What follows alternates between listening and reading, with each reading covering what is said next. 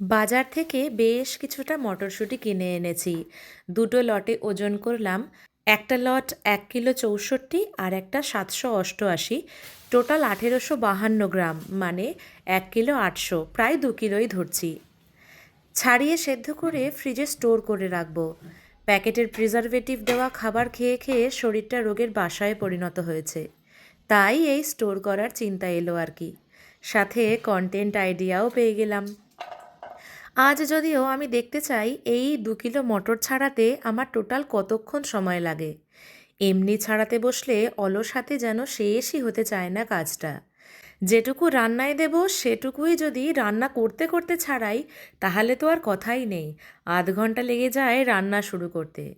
তবে আজ এই পুরো কাজটা শেষ করতে আমার প্রায় 31 মিনিট মতো সময় লাগলো।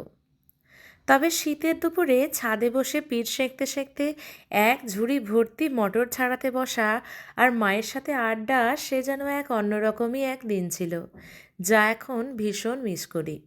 আমার মতো তোমরাও মায়ের সাথে কাটানো আর কোন কোন মুহূর্তগুলো মিস করো জানাও আমাকে কমেন্টে।